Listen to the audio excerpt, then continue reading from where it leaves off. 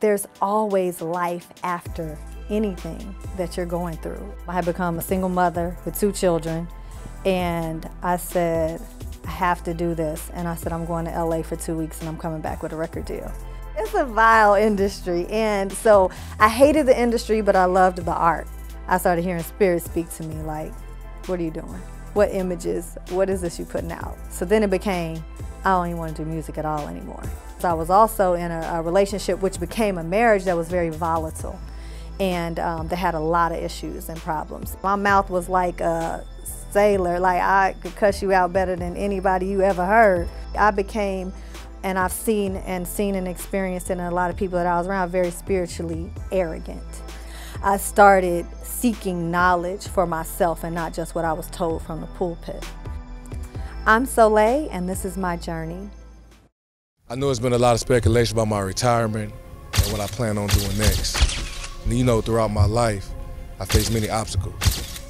The road has not always been clear. During those tough times, I felt alone. But I prayed and I asked God for strength. In my turmoil, God reached out to me, and it revealed whatever I was going through was a part of my true destiny. It was at that moment I made a decision to stop getting in the way of God's plans, because my true story of my destination was my journey. Soleil is an American rapper known for her appearance on the 1999 hit single Who Dat, and for releasing her solo debut album entitled Skin Deep. But while facing the difficulties within the music industry and her personal life, Soleil decided to walk away and start a new journey for herself that would later provide the answers that would define both self and purpose. There's always life after anything that you're going through, and that every circumstance is a teacher if you allow it to be. So if we stay and wallow in why me and why this, and instead of focusing on what's now and how am I bettering myself now. I teach my students, you're either depressed living in the past or anxious living in the future, and most often we miss now and being present.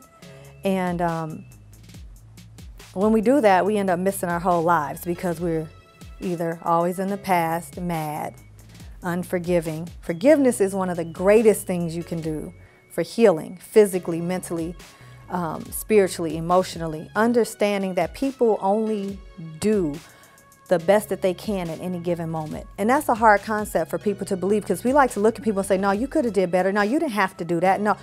But if that person was capable in that moment, whether something mentally kept them from acting correctly, spiritually, physically, emotionally, something in your character at any given moment may prevent you from doing the best that you have the ability to do. But if you were capable of doing it at that moment, you would.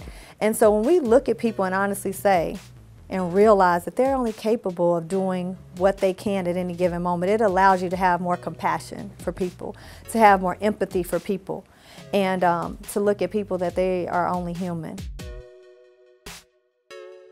I grew up in Kansas City, and so whenever I say that, people are like, for real? What you do in Kansas City? I'm like, it was in the hood in Kansas City. That's where I grew up. But I grew up with 2 brothers. I have 2 sisters also, but they're much younger than me, so I'm about 14 years older than them. So I was more like their mama than a sister. But I grew up the middle girl of 2 boys, and was into hip hop and running the streets, throwing rocks with the other kids in the neighborhood and playing outside. And but I also grew up in church, so my mother was a gospel singer, and very much a staple in the Black community in Kansas City, there locally. So I had a good childhood. Some people, I hear stories and I'm like, wow, I was blessed in the sense that I had a mother and father, and even when my parents divorced, I always had a present father. So I think that alone helped shape in not only how I view the world and how I operated in my life, but who I grew into as a woman and how I related to men and other people. But yeah, so I had an amazing mother. I couldn't have asked for a better mother, and I had, and still have, my father is still here. My mother passed a few years ago, and my father was always a present father. So even when they divorced, he was there, financially, physically, emotionally, whatever I needed, and still is. So sometimes I call him like, Daddy, I need, he's gonna do it. So yeah, I had a good childhood. At a young age, Soleil was confused about the traditions of a Baptist church.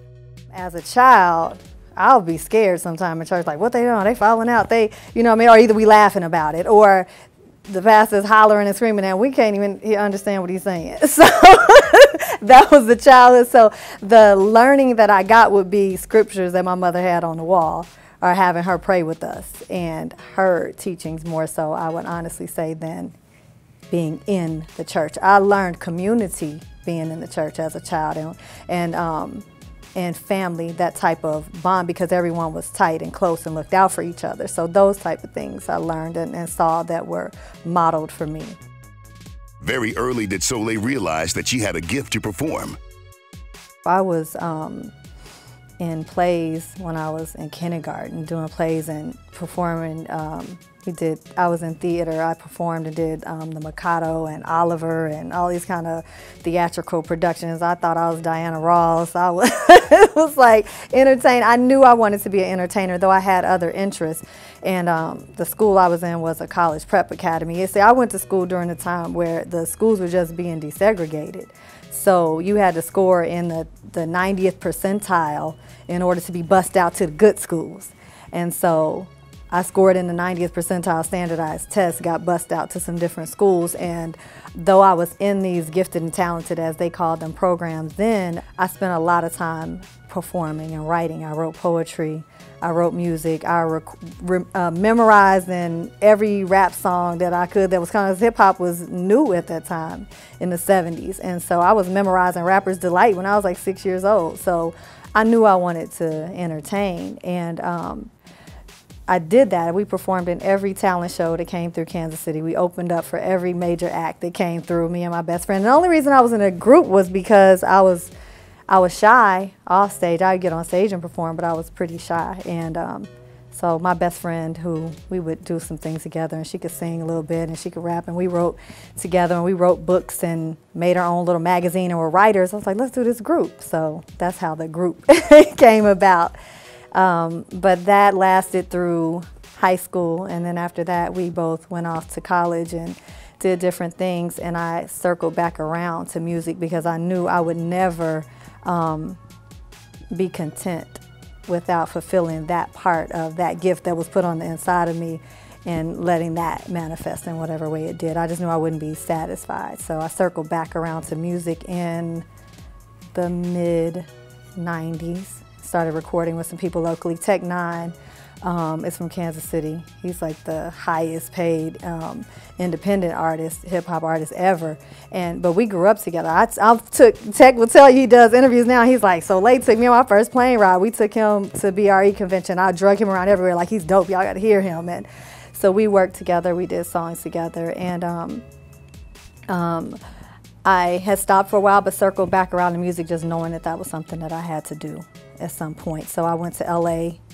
I had 2 children at the time. I had become a single mother with 2 children. And I said, I have to do this. And I said, I'm going to LA for 2 weeks and I'm coming back with a record deal.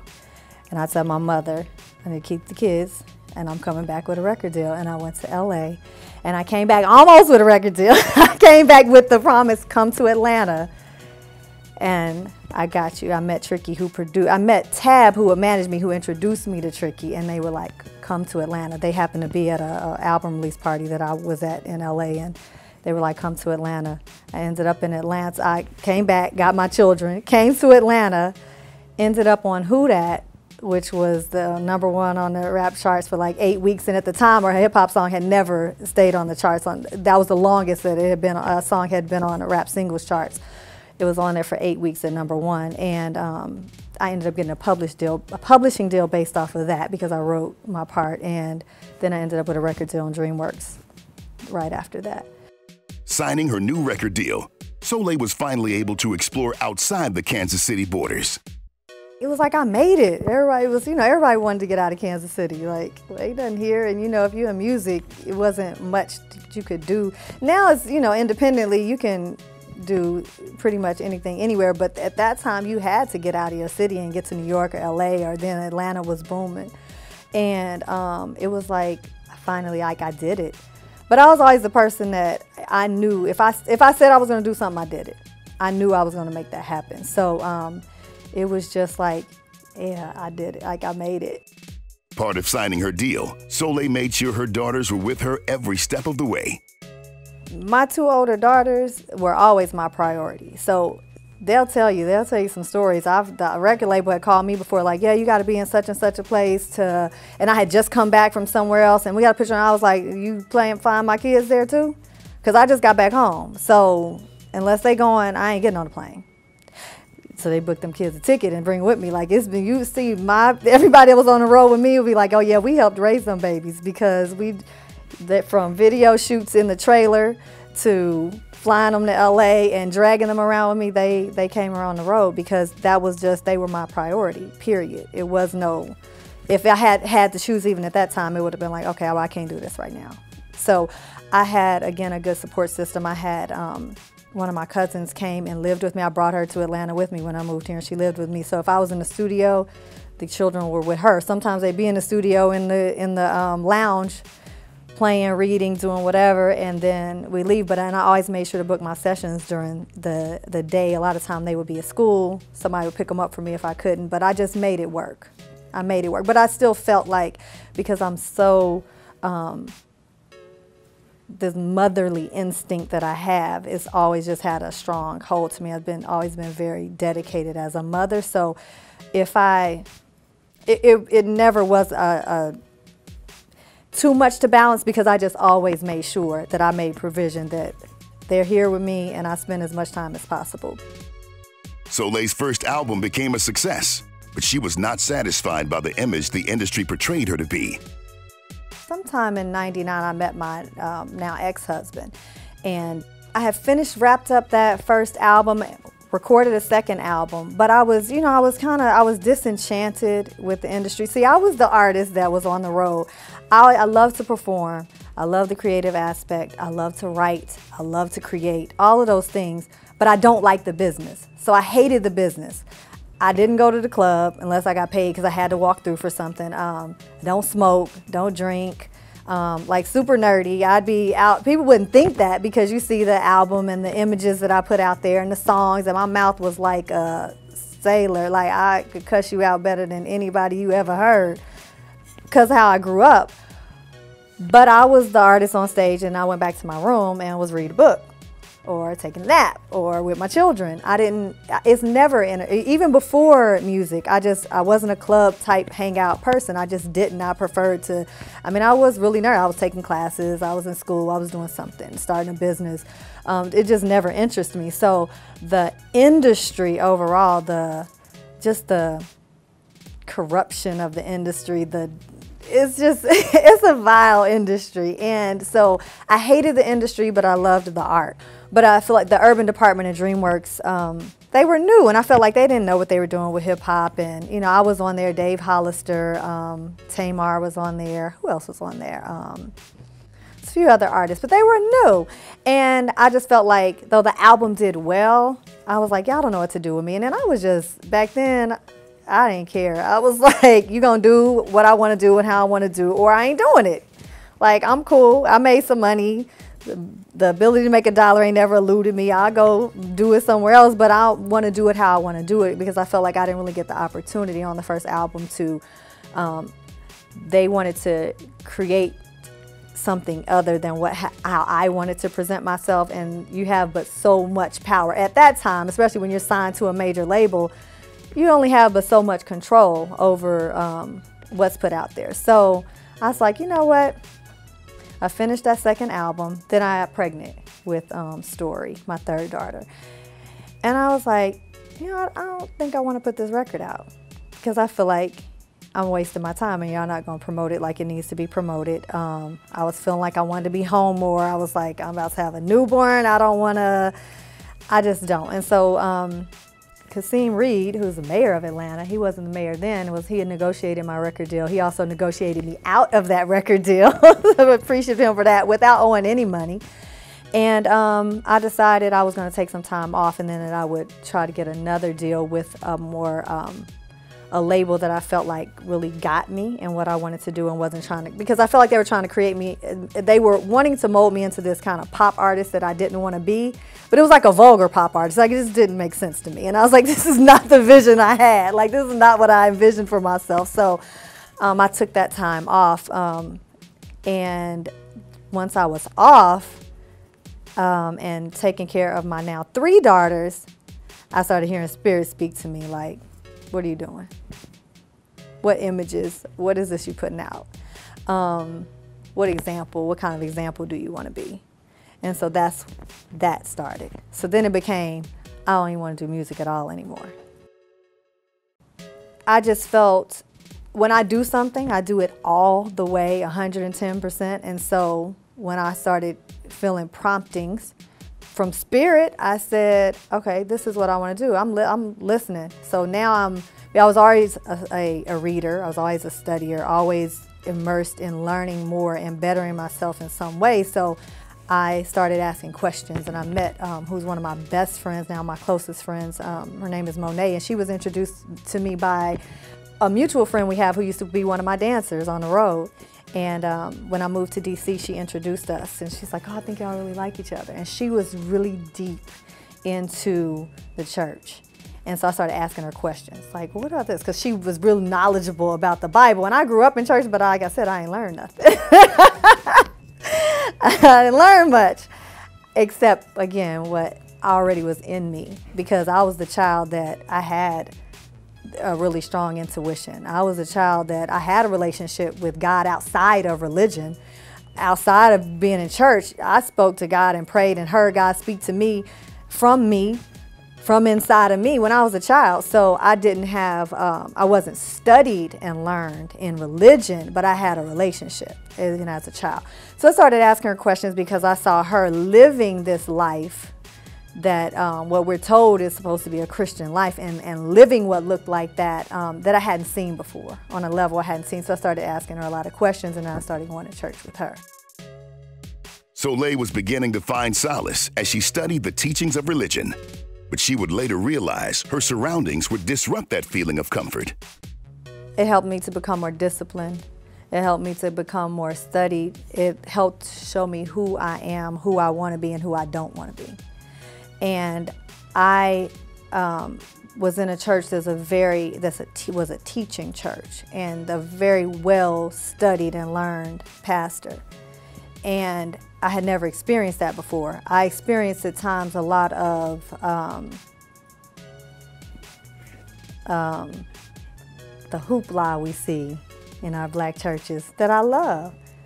I grew up around that, but I didn't grow up with a lot of teaching. So this was a different experience to me, like, oh, we actually got real classes. Oh, we really studying. Oh, we really doing exegesis, like going deep. So I'm taking classes, I'm learning exegetical study and all of this. So I learned I learned a lot at that time, but I did also learn still a lot of things that I didn't want to be. I became, and I've seen and experienced in a lot of people that I was around, very spiritually arrogant. And I know more than you. And my way is the only way. And that ended up not settling right in my spirit. And some of my friends that were in the same, felt the same way, that like we're growing in ways and getting some benefit in a lot of ways, but we are the worst too, because we are sitting high and looking low. Like, I didn't like that. And I couldn't live in that space. And as I started to grow more, I became more and more disenchanted then. So was it a refuge at the time? Absolutely. Did it offer solace at times that I needed it? Absolutely. But again, it also showed me a lot of things and that I didn't want to do and who I didn't want to be. My mother, as deep as she was in the church and as spiritual as she was, she still never subscribed to some of the teachings that we hear in the church, that certain things are evil. Astrology is evil. Some of our ancestors' practices are evil. These things that our ancestors taught and lived and practiced spiritually are evil, and you shouldn't. She never subscribed to that, so I still had that freedom of exploring and learning for myself. But when that 7 years that I was deep into, I would call it, for lack of a better term, right-wing Christianity, far right, that things still never set right with my spirit. So I never could reconcile that this is the only way and everybody else is going to hell. You can't tell me that. You can't tell me that about something that's a few thousand years old, couple thousand years old, all these people. So it was things that I said, And I sat in church one day and heard the pastor saying, Buddha couldn't do this, and Muhammad couldn't do this, and such can't do this. And it was just like, I wanted to, like, I was like in my chair, just like wanting to, like, I wanted to run out. And my spirit was screaming out, like, this is spiritual arrogance at its highest. This is not love. And so I had a conversation with my best friend one time, and I said, and I was still in church at the time, and I said, okay, so we're seeking and saving the lost, right? She said, yeah. I said, okay, so I said, I'm just asking because this is me, because I'm searching and going on a whole nother journey now. I said, so you believe that, let's take this upstanding, moral Muslim man that's lived his life, basically that looks like what a good Christian, how they would live their lives, honor their wife, take care of their children, upstanding in their neighborhood, working in their community, living at what we would deem a moral life. And then you got somebody on the street that raped somebody, killed somebody, lived their whole life in a disgusting manner, ends up in jail, and then finds the Lord. And now he's going to go to heaven, if there is a place, and live there for the rest of his life. But this man is going to die and burn in eternal hell because of what he was taught, because of how he was raised, what was indoctrinated into him. But he's lived the life that that looks like this Christian. I said, I can't. I started studying the roots of Christianity. I started studying Christianity from a historical standpoint, not a devotional standpoint. I started seeking knowledge for myself and not just what I was told from the pulpit. I started doing a lot of research, self-reflection, and spending a lot of time in prayer, but not just in prayer and meditation, where I'm not talking to God and asking God anything, but I'm sitting quietly and listening. And it was, needless to say, it brought about a whole entire change in my views and my knowing. And I feel like I moved from a space of belief into a space of knowing. And I don't share it often, except, I teach yoga and meditation. But I don't, because I don't feel any desire to sway people. I feel like I don't curse the bridge that brought me over. I feel like religion has its place, and it's necessary for some people in certain instances. People need structure. I could no longer live inside the box and confines of what we say Christianity is. Especially after looking at the roots, especially after learning and studying deeply with scholars and historians and finding these roots. And then I could no longer live with myself saying, I'm going to curse what my ancestors saw in practice. Everything is the devil. Everything is evil. Everybody else and everything in the world is evil. I couldn't live with that. It never sat right with me. And so I don't share and have a conversation too often, because I never want people to think that I am discrediting their belief or their religion or their path. I feel peace within my spirit, understanding and knowing that I'm not judging anyone for the path they take, for the box that they choose to operate in, to worship their God, their vision, their idea of God. And I think that most of us, especially in the West, have a very skewed vision and idea of what other religions are. We think that a lot of religions that are polytheistic are, and they aren't. Our African ancestors weren't polytheistic. These netchers, and even in Hinduism, these deities that we see, and oh, they're polytheistic and they worship all these thousands of deities. No. These are just different aspects and names that they've ascribed to different attributes of a one living God, goddess, because I don't call God he either anymore. I mean, how can we have a male man God that we picture sitting up high on these clouds? And so I think especially in the West, because Christianity was beaten into our ancestors and out of fear and was used as a tool for control, that we just don't question. It is what it is. We don't look any deeper and look at what is really is Christ consciousness, and then what is this religious box that we've confined ourselves to. And I've just chosen to not confine myself to that box anymore. After embracing her new path, Soleil has started working on a new album. So this new project is just the evolution of a woman, and I don't have anything to prove. This is a project to, one, I looked and said, I can't let that one piece of art be the only musical representation that I leave when it doesn't represent who I am now. And for my children and grandchildren, when I have them, and great-grandchildren come back and be like, oh, that was my grandma, your grandma was off the chain. And then they not see, oh no, my grandma took a leap from this to that. I wanted them to be able to see that evolution, and because I understand also the impact of words and music and how it really does truly impact people. So I couldn't, as much as before, I never wanted to do music again, but you know, God said otherwise. But so this project will be a project that just represents who I am now on every level. I would give someone that's searching the advice to have no fear. Fear is binding, and it keeps you stuck. And just moving through the world without fear, understanding that we are a piece of God, Goddess, God's self. Like I said, I teach yoga, and that yoga is the journey of the self, through the self, to the self, back to the self. Understanding and knowing that we're all divine. The divine in me honors and recognizes the divine in you. Understand you're a divinity, and you don't have to keep that confined to a box that you can neatly label and to conform.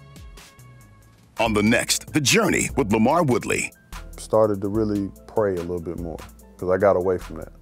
You know what I mean? And just really trying to find myself and you know, try to have that relationship with God and, you know, see if he can help me.